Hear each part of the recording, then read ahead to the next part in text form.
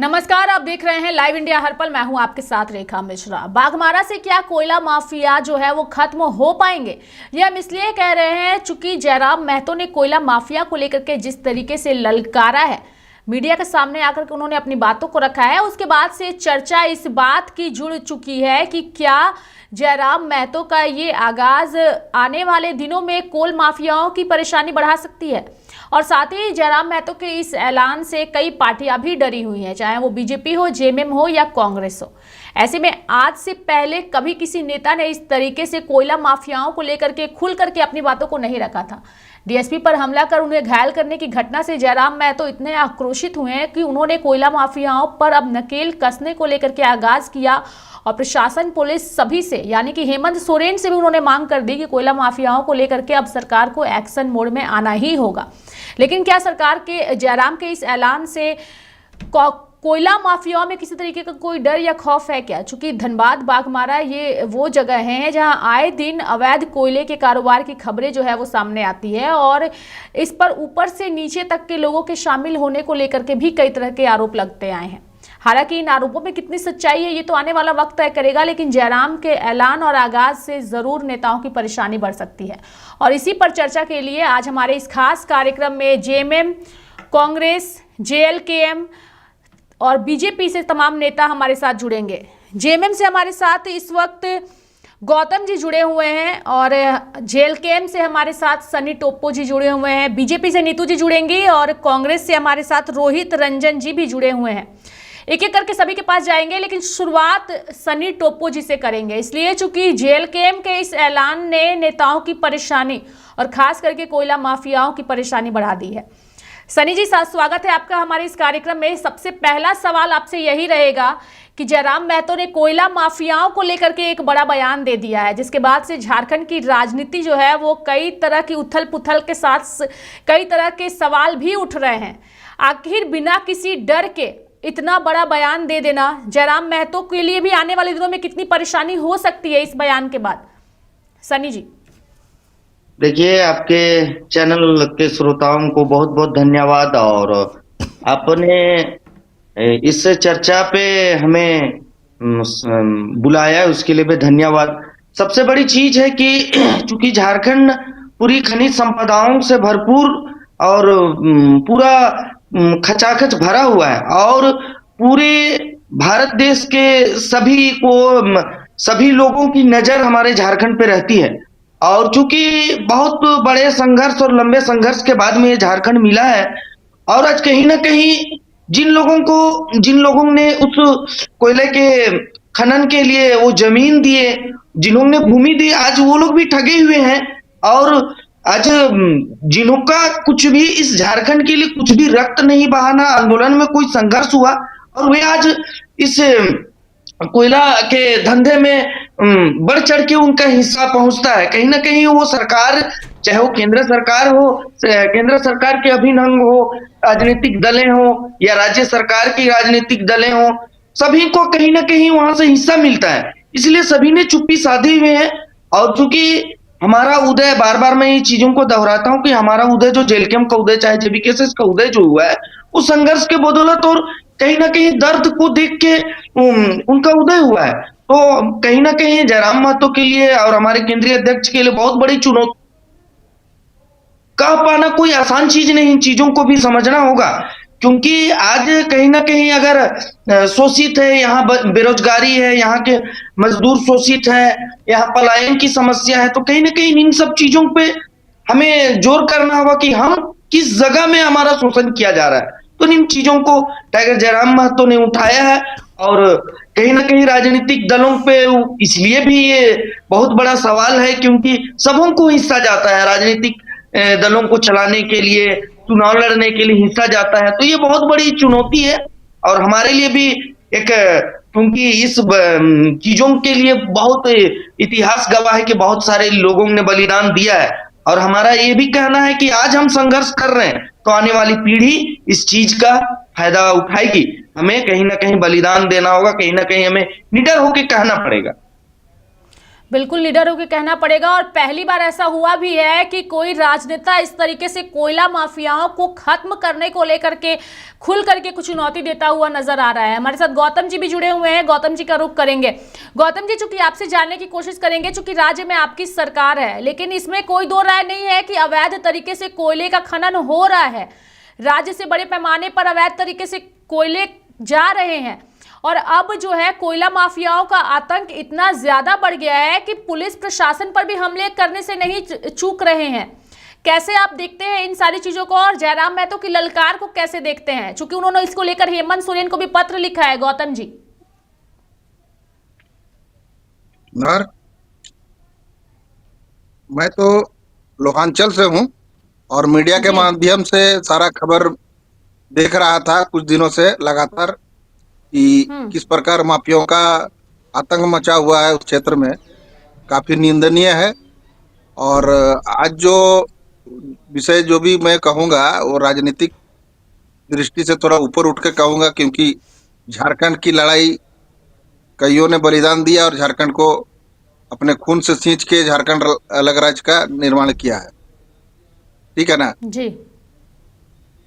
तो कहने का तात्पर्य यही है कि ये कोयला माफिया किसी भी दल के हों, चाहे राजनीतिक दल छोटे के हों चाहे बड़े के हों, लेकिन माफियाओं का खात्मा जरूरी है। जिस प्रकार इनका मनोबल बढ़ चुका है और आम लोगों की तो छोड़िए, पुलिस प्रशासन को भी ललकार रहे, उन पे माने अटैक कर रहे हैं।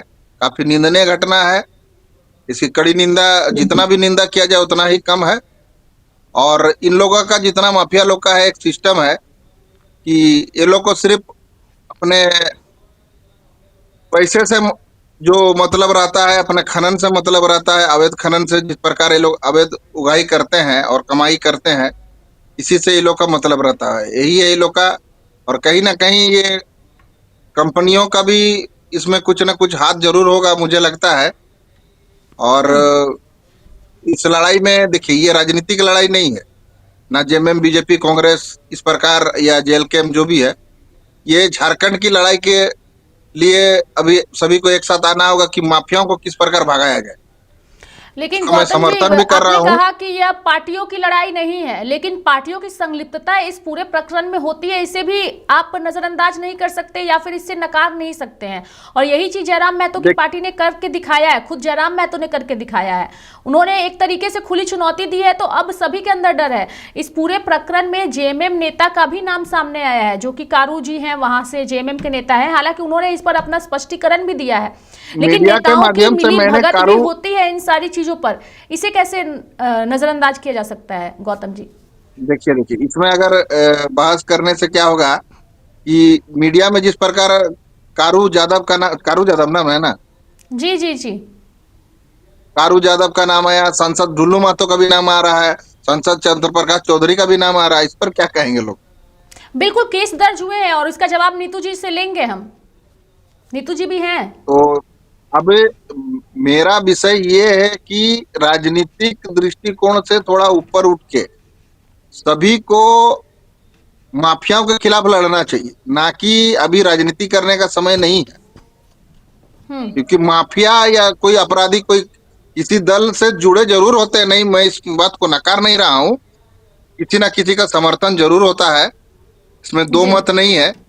लेकिन वैसे समर्थन करने वालों का भी पर्दाफाश होना चाहिए, इसकी जांच होनी चाहिए और माफियाओं पर शिकंजा कस के उन पर जितनी कड़ी से कड़ी कार्रवाई की जानी चाहिए, इसके लिए मैं समर्थन करता हूं।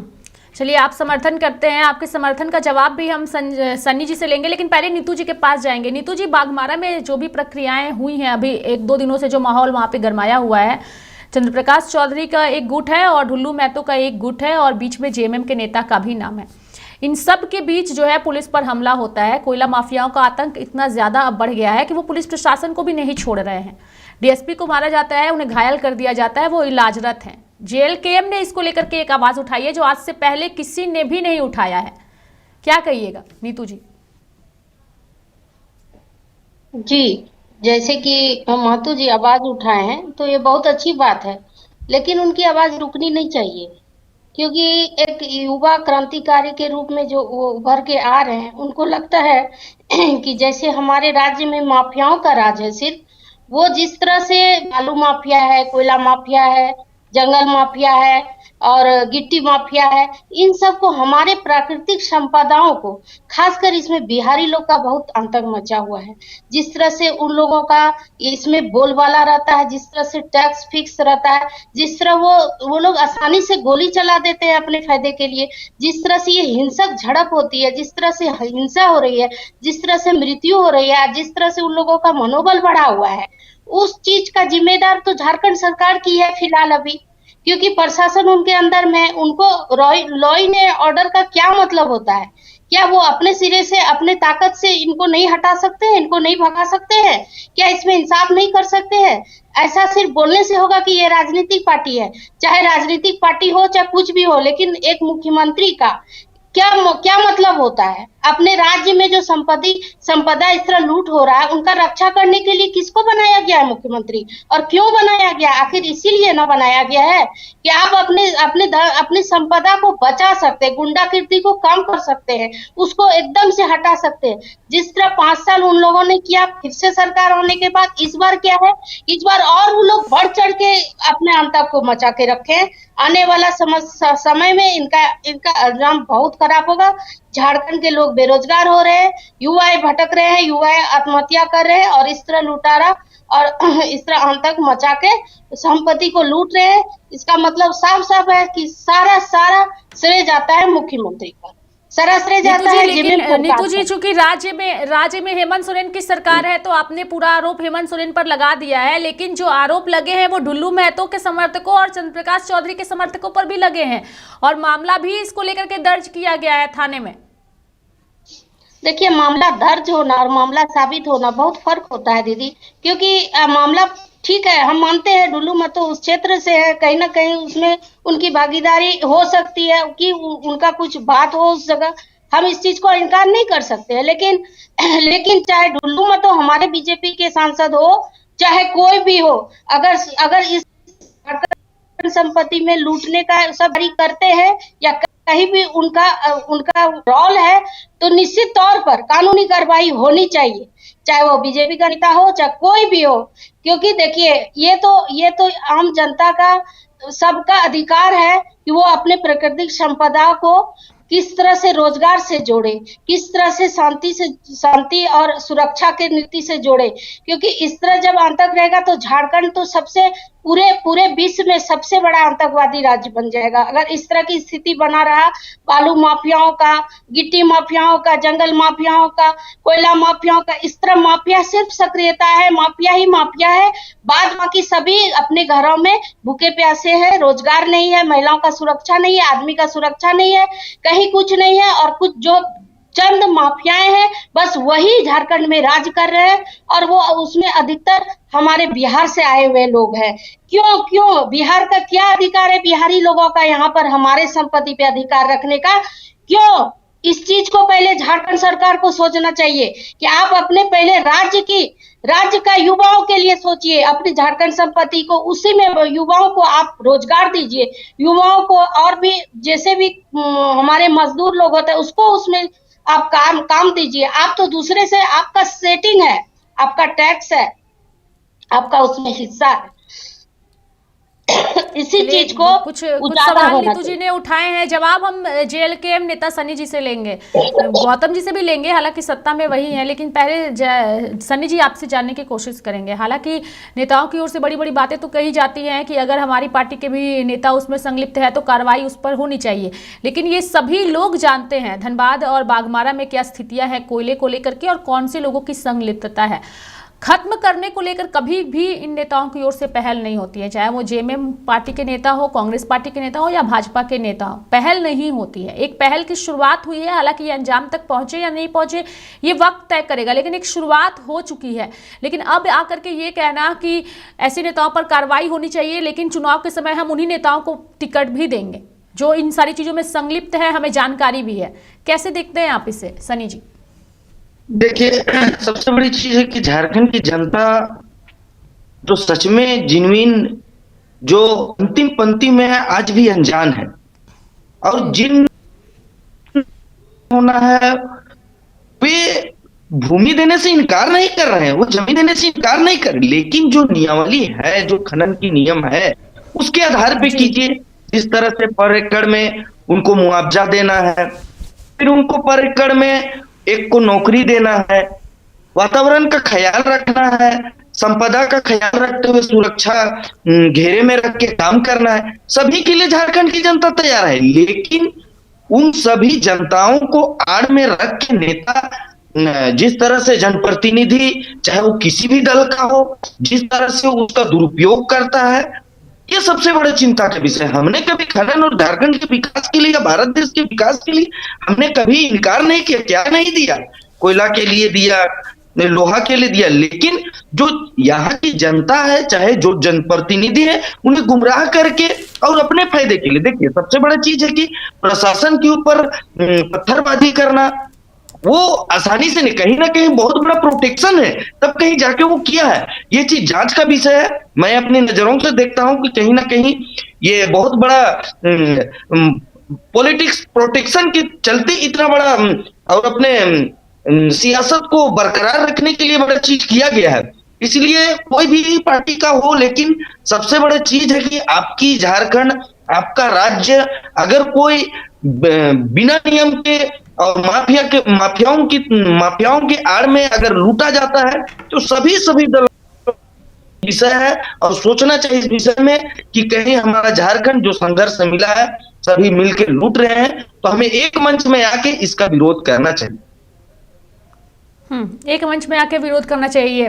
गौतम जी, चूंकि कारू यादव को लेकर के पुलिस जो है, झारखंड पुलिस, बिहार पुलिस, सभी उनको गिरफ्तारी के लिए छापेमारी कर रही है, उनके पैतृक आवास पर भी पुलिस पहुंची है, लेकिन अब तक उनकी गिरफ्तारी नहीं हो पाई है। झारखंड पुलिस, बिहार पुलिस लगी हुई है, जेएमएम के नेता हैं वो, और उन पर यह आरोप लगा है, क्या कुछ कहिएगा?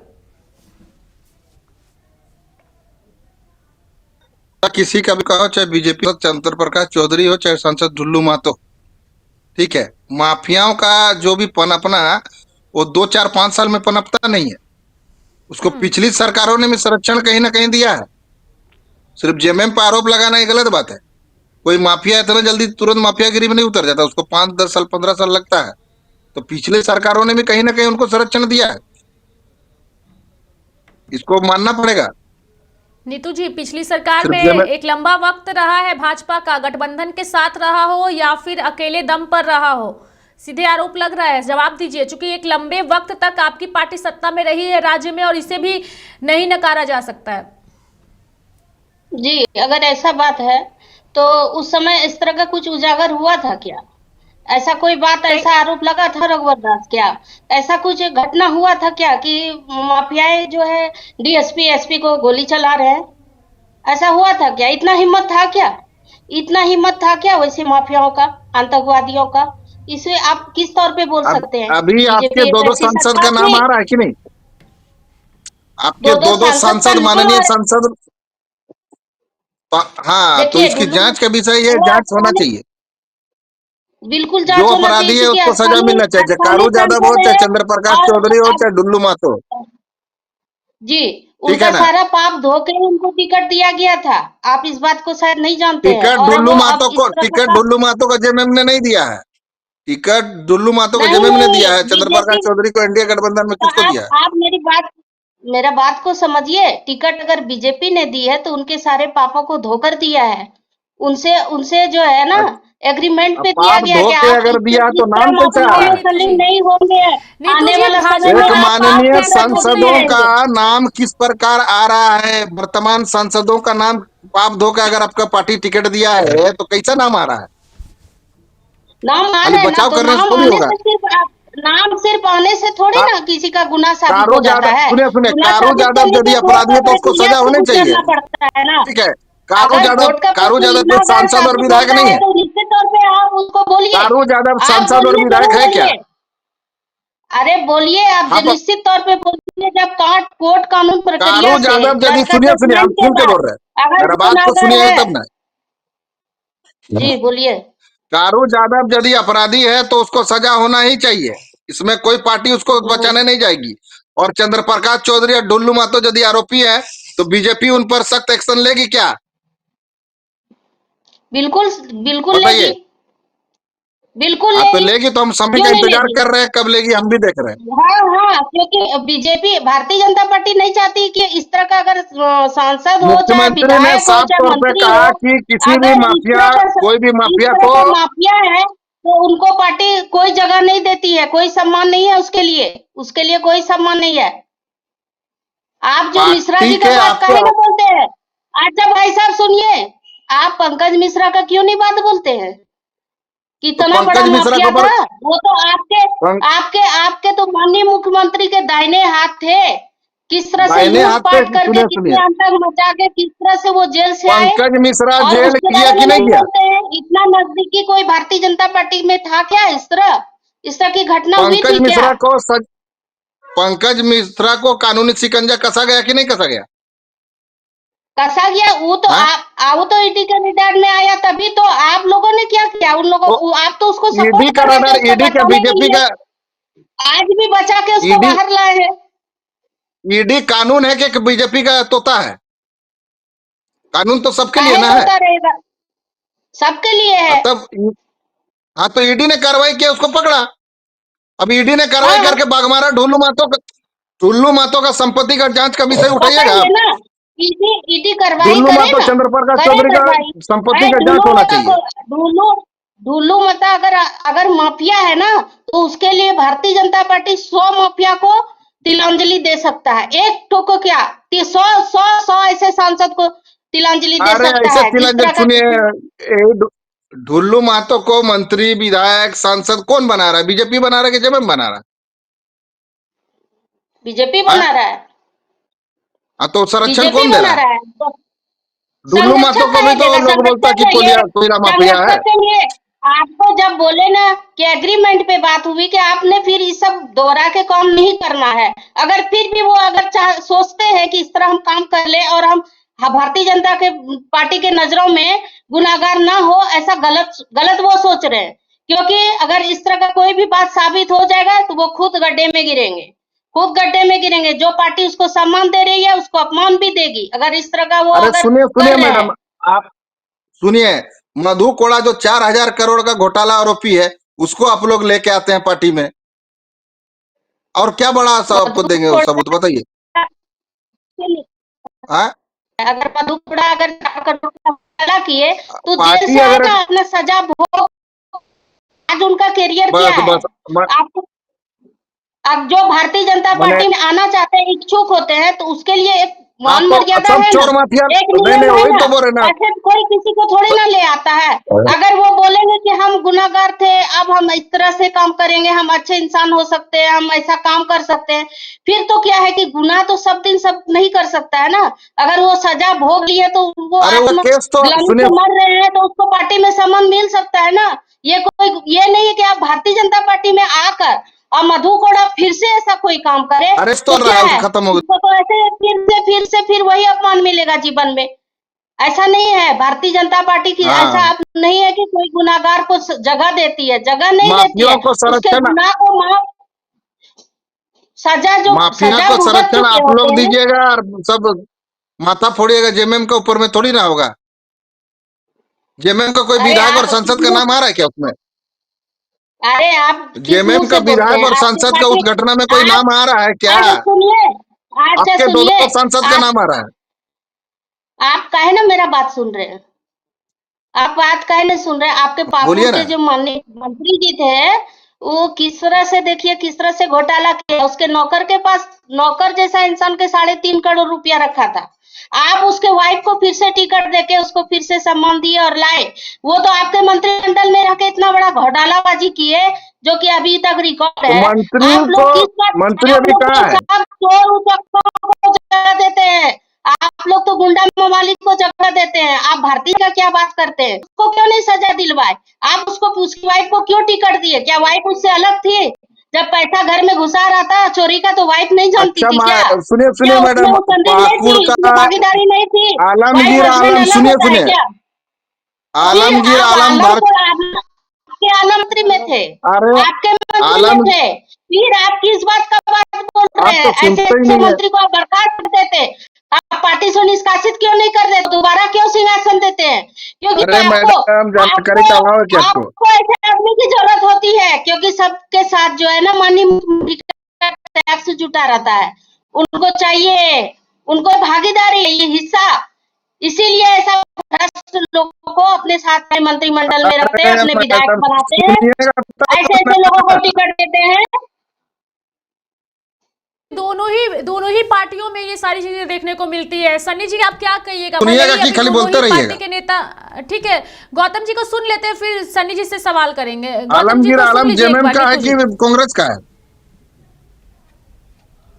अरे आपका मानू को गठबंधन है मैं ना कह भाई, रहा हूँ, दोनों मिलकर आलमगीर तो पार्टी आलम चला आरोपी रहे था, हैं। जेल गया, अगर कांग्रेस हट जाएगा तो आपका तो टिकट जेएमएम हिम्मत है थोड़ी ना क्या? दिया है। आप पार्टी से अपने इंडिविजुअल पार्टी से क्यों लड़ाई करते हैं, क्यों नहीं लड़ते हैं? गठबंधन सरकार बनाते हैं, आप ही बोलिए, अगर बनाते हैं तभी तो बोलते हाँ, हैं। कांग्रेस के हैं तो जेएमएम, तो आपका पार्टी तो ज्वाइंट है, इसलिए हम लोग बोलते हैं।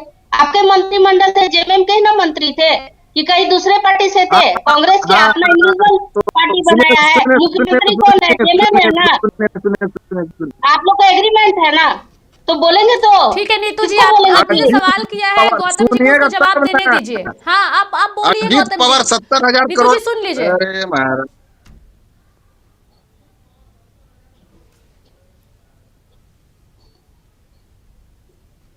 गौतम जी बोलिए। गौतम जी की आवाज चली गई है। सनी जी आप जवाब दीजिए, क्योंकि आपसे इसलिए जानने की कोशिश करेंगे, दोनों ही पार्टी के एक नेता मिनट, आरोप मैडम। प्रत्यारोप। जी आ गए गौतम जी आ गए, गठबंधन में। बोलिए। हेलो बोलिए गौतम जी। हेलो, आवाज आ रहा है? जी आवाज आ रही है, बोलिए। 70,000 करोड़ का घोटाला आरोपी अजीत पवार को गठबंधन में कौन रखा है? मैडम बोले। बोलिए नीतू जी। 70,000 करोड़ घोटाला जो अजीत पवार महाराष्ट्र के, उसको गठबंधन में कौन रखा है? गौतम जी नीतू जी तो कह ही रही हैं कि आरोपियों के अजीत पाप पवार को को धो करके भाजपा गठबंधन में अपने कौन में रखा? मैं शामिल यही कराती है, प्रश्न कर रहा हूँ मैडम। बोल ही रही है वो। आप जब हमारे पार्टी से रहते हुए कोई घोटाला करते हैं तभी हेलो। आप उस समय बोलिए। आपके मंत्रिमंडल ने सुनाई घोटाला दे रहा किया है? तभी मैं बोल रही हूँ। नीतू अजीत जी लेकिन पवार को अलग किसने होती रखा? है, वो पूछिए आरोपी नीतू है, जी वो को। घोटालेबाज सजा तो करके घोटालेबाज है, वो अब उसके आपकी लिए पार्टी में जिम्मेदार रह के पार्टी करे नहीं या है। दूसरी पार्टी में रह के करे नीतू जी? जी जी एक बार फिर से बोलिए। 70,000 करोड़ नीतू जी कहने का आरोपी को मतलब, क्यों रखा है लोग? ठीक है गौतम जी रुक जाइए, नीतू जी आप भी रुकिए, गौतम जी आप भी रुकिए, जेल अजीत गेम को पवार जानने की कोशिश घोटालाबाज करेंगे। को किसने रखा है महाराष्ट्र?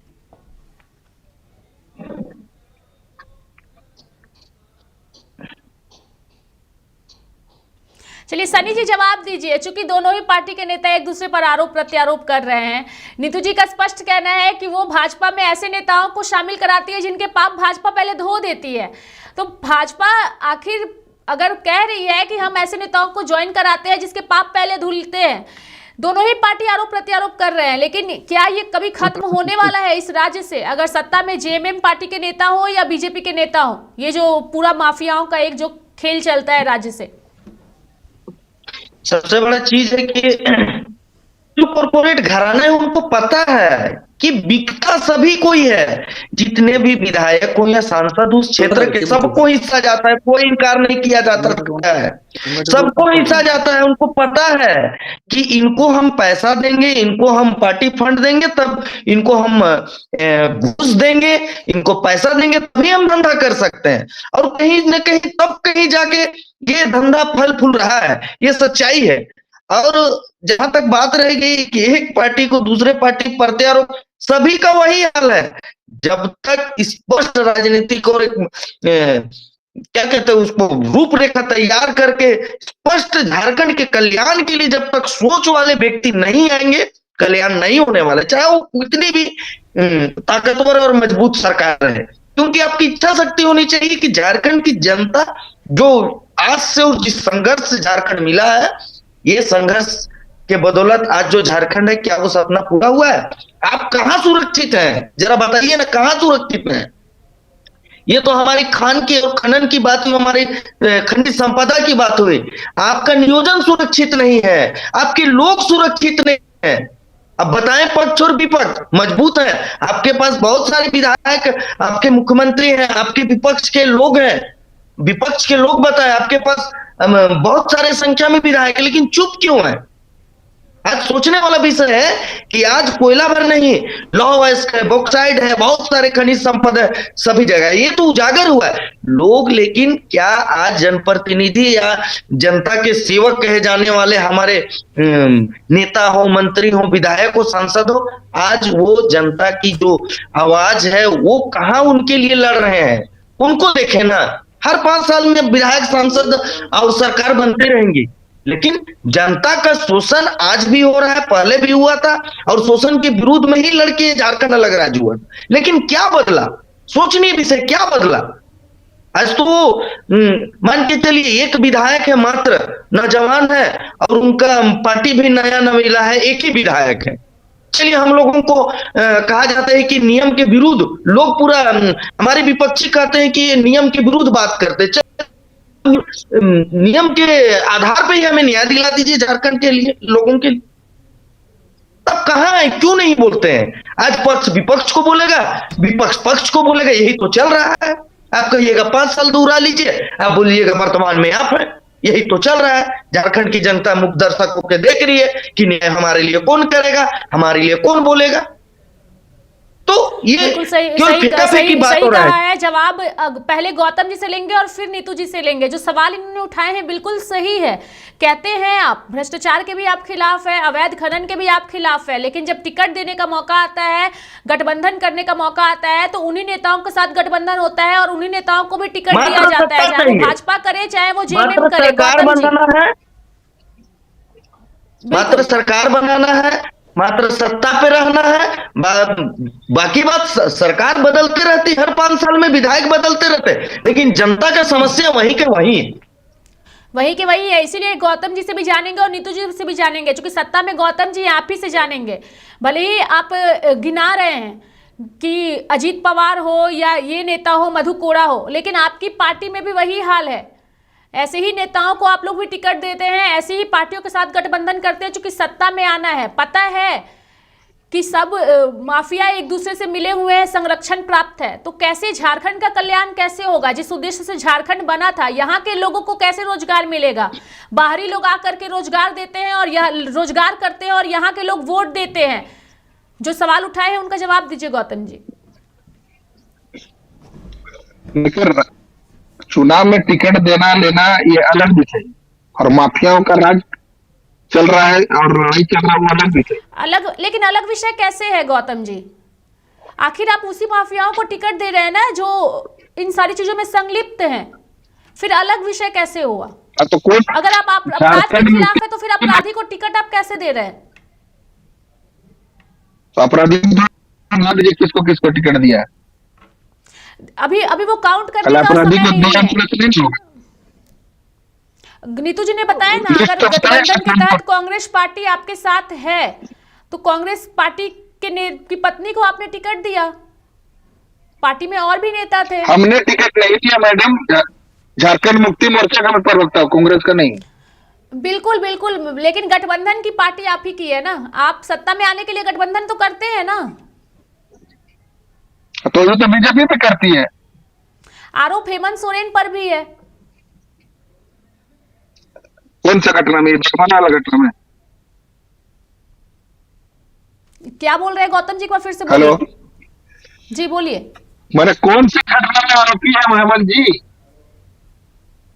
ये जो घटना है उसमें ईडी ने उन्हें गिरफ्तार करके जेल भेजा था, फिर वो जेल से बाहर आए, फिर मुख्यमंत्री बने। अरे झूठा आरोप के साथ, अच्छा बेल कौन दिया? क्या आप साबित हो जाता है कि जो कोयला माफियाओं को संरक्षण प्राप्त है उसमें आपकी पार्टी का जरा भी हाथ नहीं है? कारू यादव जिनके घर पे छापेमारी हो रही है, कई सारी चीजें बरामद हुई हैं, उनके घर की एक महिला को पुलिस ने गिरफ्तार किया है। झारखंड और बिहार की पुलिस लगी हुई है। जरूरी नहीं है कि विधायक और सांसद ही हो जो आरोपी हो आपके पार्टी के। आपकी पार्टी के ग्राउंड लेवल के नेता जुड़े हुए हैं इन सारे मामलों में, उसे आप कैसे नजरअंदाज कर सकते हैं?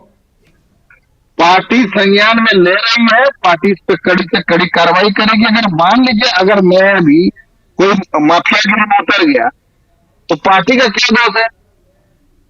पार्टी जानकारी होगा तो पार्टी एक्शन लेगा मुझ पर, उसी वही पर तो कानून सवाल है कि पर जब एक्शन होगा। पार्टियों के नेता ही मिले हुए हैं तो कैसे राज्य का भला होगा? सवाल यही है, कैसे भला होगा? और जब मामला संज्ञान में आता है तो एक दूसरे पर फेंका जाता है। देखिए कारू यादव का नाम आ रहा है ना जी, जब उसको पुलिस दबोचेगी, पकड़ेगी, आरोप साबित होगा तो पार्टी उसको फिर एक्शन लेगी, पार्टी अपने स्तर पर।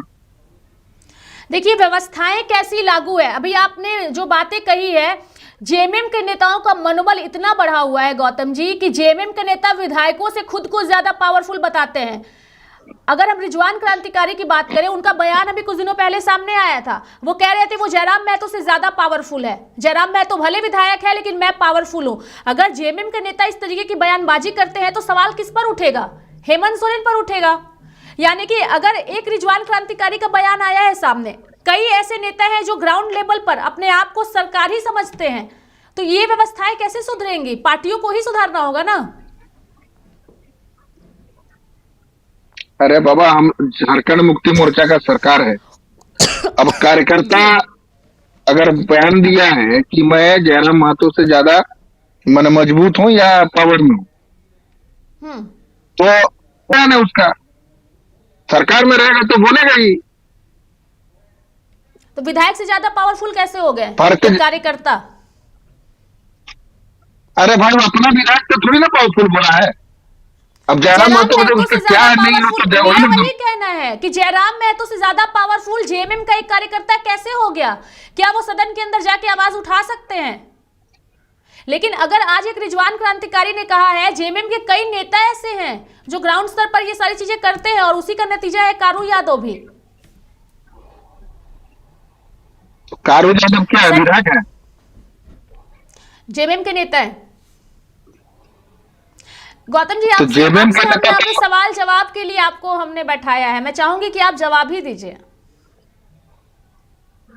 अरे आप जिस प्रकार का सवाल दाग रहे हैं, पार्टी का कार्यकर्ता गौतम जी, चलिए सनी जी आप ही इसका जवाब दे दीजिए। अगर जेएमएम के नेता आके ये कहते हैं कि हम जयराम महतो से ज्यादा पावरफुल है, तो ये कौन से मापदंड को सेट कर रहे हैं? और सवाल वो ऐसा करके एक तरीके से हेमंत सोरेन को स्पॉटलाइट में रख रहे हैं। सनी जी, सबसे बड़ी चीज है कद ऊंचा और नीचा का बात था। चलिए रिजवान जी क्या बोले वहां ना जाते हुए मैं पूरी पार्टी की जेएमएम की तरफ से मैं जिन चीजों को देखा हूं उन चीजों को कहता हूं कि हमारे जब लोकसभा लोहरदगा का चुनाव गठबंधन से हट के चुनाव लड़े थे, उस समय में उनको 6 साल के लिए पार्टी निष्कासित किया था। अब फिर विधानसभा में फिर टिकट दे दिए गया। तो पार्टी का क्या स्टैंड उससे मुझे नहीं पता। और दूसरी बात है कि अगर गौतम जी कहते हैं कि हमारा पार्टी एक्शन लेती है, और ठीक है आप एक्शन लिए, और कहते हैं कि क्या कारू यादव कोई विधायक है, सांसद है, तो मुझे बता दीजिए पिंटू श्रीवास्तव ना सांसद है ना विधायक है, ना विनोद भट्टाचार्य सांसद है ना विधायक है, तो पूरी पार्टी पूरे झारखंड में कैसे चलाती है? उनके कदमों पर, उनके कहने पे चलती है। ये जरूरी नहीं है कि वो सांसद और विधायक हो, वो पार्टी में कितना बड़ा अहमियत रखते हैं ये बड़ी चीज रखती है। ये बड़ी चीज रखती है कि वो पार्टी में कितना बड़ा चेहरा है और कितना बड़ा उनका रोल है।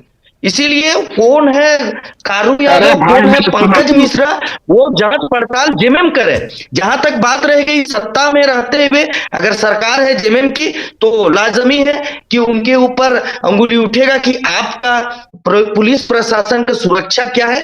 ये लाजमी, उनसे आप बच नहीं सकते हैं, आप उनसे बच नहीं सकते हैं। सरकार आपकी है। अगर आपके सरकार में रहते हुए अगर अवैध खनन होता है, अवैध कोयला का खनन होता है, चाहे माफिया का उधर आना होता है, तो आपके ऊपर सवाल दगेगा ही दगेगा। और ये आप नहीं कर सकते कि हम पंकज मिश्रा भी कहीं ना कहीं अवैध खनन के चलते ही गए थे जेल। अवैध खनन के चलते ही पंकज मिश्रा अंदर है। बहुत बड़ी चीज। और कौन कौन यादव जी हैं मुझे मालूम भी नहीं, लेकिन आरोप लगा हुआ है। इसलिए आप इससे किस तरह से निदान हो सके, इस पे विचार किया जाए तो बड़ा सराहनीय होगा, झारखंड का कल्याण होगा। देखिए आपकी पार्टी आपकी भले पार्टी कह नई रही नई है उभरी कि है, ठीक है हम ना। नेताओं के पाप को धुल करके साफ करते हैं, उसके बाद पार्टी में लेते हैं, तो क्या किस तरीके से आप लोग धोते हैं, और धोने के बाद क्या जो उन्होंने पिछला पाप किया था वो धुल जाता है क्या, नीतू जी? पाप तो कभी धुलता नहीं है, पापी तो पापी ही होता है। लेकिन क्या है ना कि वो बोलते हैं कि हम भारतीय जनता पार्टी की सोच में अपनी सोच मिलाएंगे। हम जिस तरह भारतीय जनता पार्टी का एक देश को उच्च स्तर पर विश्व गुरु बनाने का एक सोच रखती, उस सोच में हम सहभागिता करेंगे। जिस तरह दीदी देखिए, संजय यादव गोड्डा के जो है माननीय विधायक, जो अभी मंत्री बन गए हैं जेएमएम के राज्य में, आप संजय यादव का रिकॉर्ड निकाल के दिखाइए, वर्तमान तक का रिकॉर्ड क्या है। वो जेल भोगे हैं, गुंडागिर्दी किए हैं, मर्डर किए हैं, इस तरह का आतंकवादी को आप मंत्री बनाए हैं, क्या आप उससे क्या उम्मीद रख सकते हैं? लेकिन अभी जेएमएम को वो दिखता नहीं है।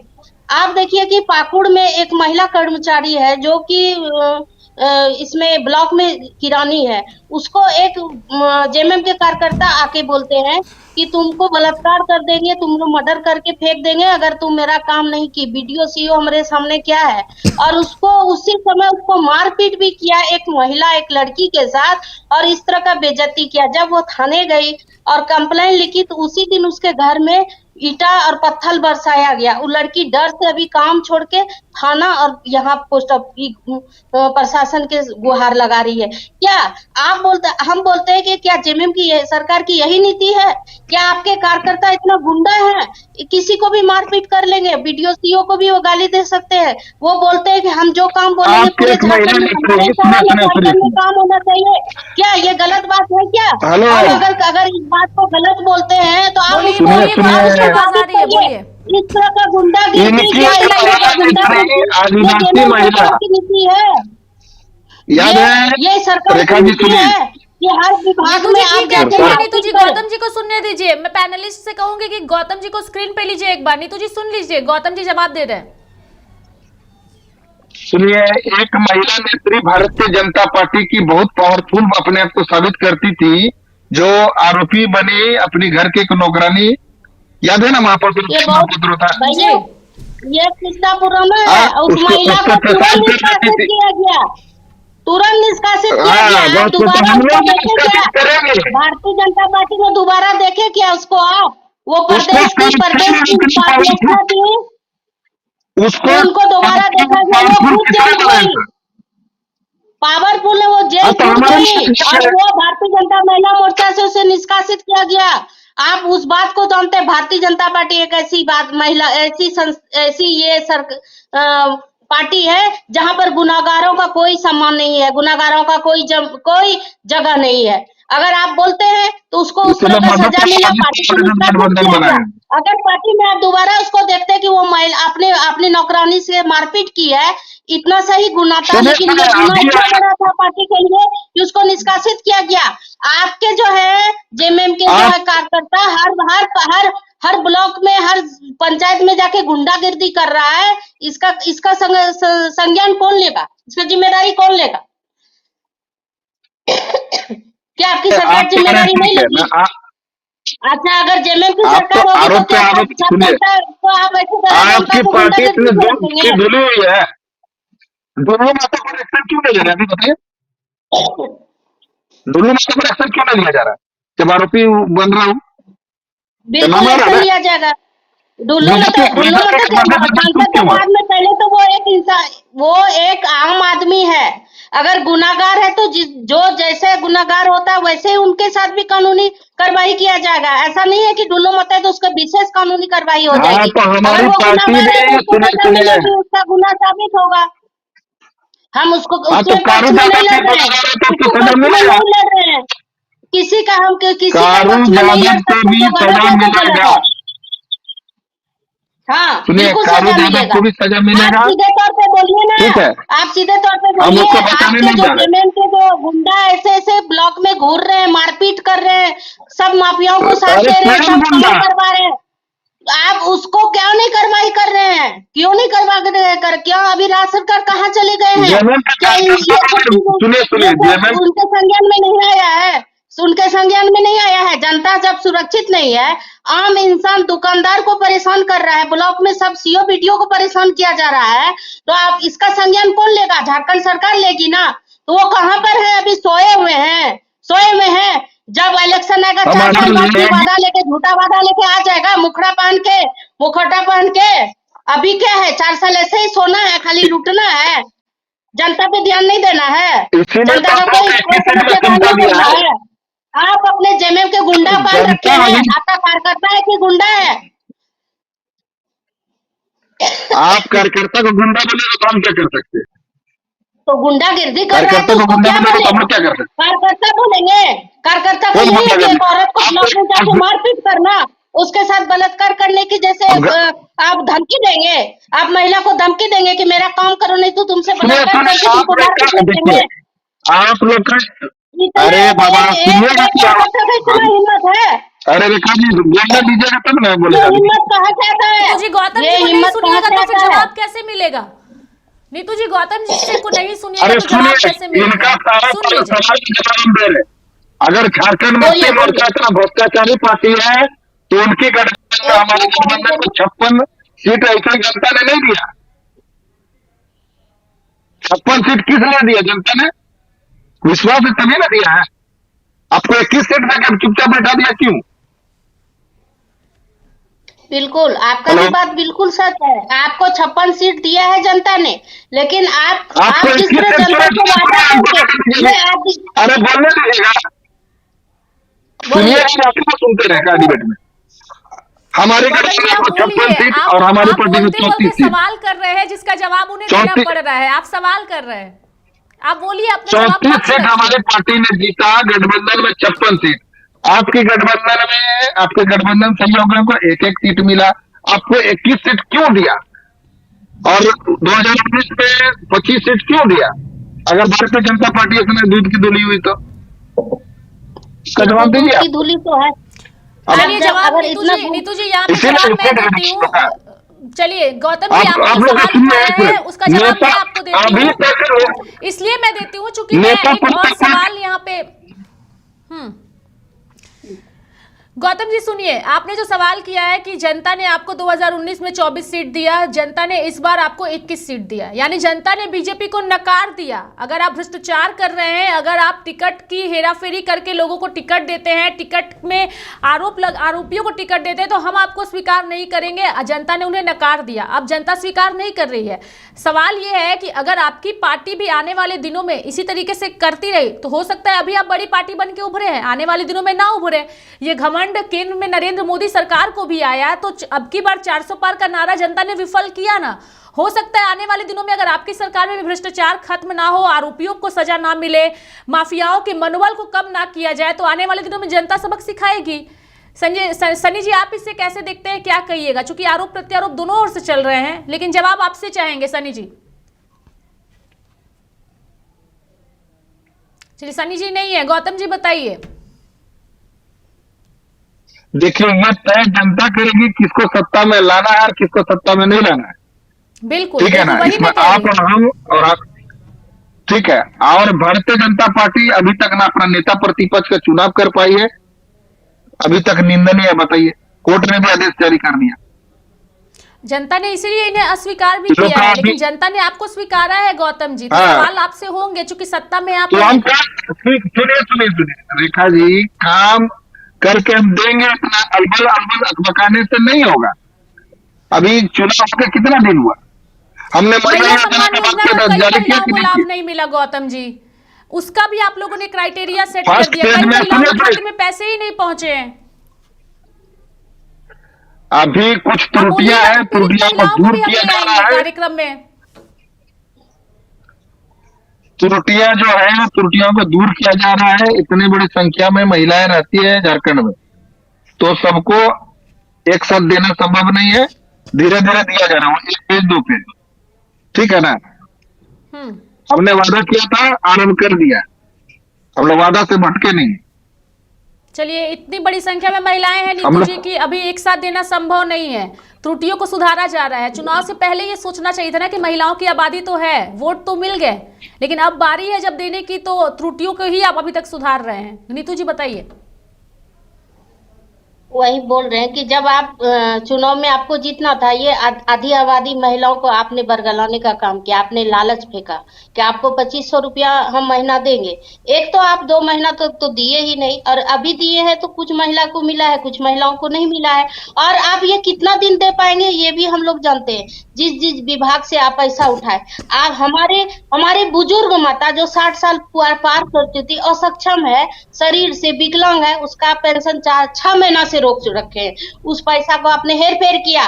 क्या ज्यादा जरूरी था 18 साल युवती को पैसा देना कि 60 साल बुजुर्ग महिला को? क्या जरूरी था कि विकलांग महिला को देना जो कि अपने शारीरिक रूप से असक्षम है, खाना दाने दाने की मोहताज है? आपने उसे 1000 रुपया दिया, वो भी आपने 6 महीना से बंद कर दिया। अगर इंसाफ दिया जाए, अगर सोचा जाए कि आप 18 साल की युवती को आप पैसा देके आप बरगला रहे हैं, आप उसको रास्ता से भटका रहे हैं, क्या वो रोजगार के लिए, वो एजुकेशन के लिए, वो नौकरी के लिए सक्षम हो सकेगी जिसे आप पैसा लेने की आदत पड़ जाएगी? क्योंकि आप उसको रोजगार से जोड़िए, उसको और शिक्षा में आगे बढ़ाने के लिए आप उसको कुछ भी कर सकते हैं, किसी भी तरह का आप उसको फायदे दे सकते थे। लेकिन ये पेंशन बोल के ये चीज देके, ये तो आपकी नीति बिल्कुल गलत थी। चलिए ठीक है नीतू जी, ठीक है। गौतम जी, बिल्कुल कुछ सवाल हैं जिसका जवाब जो है वो राज्य सरकार के तहत आप लोगों से जो है वो जनता जानना चाहती है। चूंकि आप लोग जो है वो पार्टी से जुड़े हुए नेता हैं, कार्यकर्ता हैं, जमीनी स्तर से जुड़े हुए नेता हैं, तो कई ऐसे मुद्दे हैं, कई ऐसे सवाल भी है। चूंकि वक्त की कमी है इस कार्यक्रम में, इसलिए मैं आप दोनों ही मेहमानों का धन्यवाद देना चाहूंगी। गौतम जी आपका भी धन्यवाद, नीतू जी आपका भी धन्यवाद, साथ ही सनी जी आपका भी धन्यवाद हमारे साथ जुड़ने के लिए और इस कार्यक्रम में अपनी बातों को रखने के लिए। तो बाघमारा से जो है वो कोयला माफिया की बारी है, इसका शुरुआत अपने भाषण के तहत जयराम महतो ने किया है। अब राजनीतिक दल और वहाँ की सरकारें, यानी कि जो प्रशासन है और राज्य की जो सरकार है, वो इन चीज़ों को खत्म करने में कितना सहयोग देती है ये आने वाला वक्त तय करेगा। लेकिन एक शुरुआत जो है वो ज़रूर JLKM ने करके दिखाया है। मेरे साथ फिलहाल अभी के लिए इस कार्यक्रम में इतना ही। आप देखते रहिए लाइव इंडिया हर पल। नमस्कार।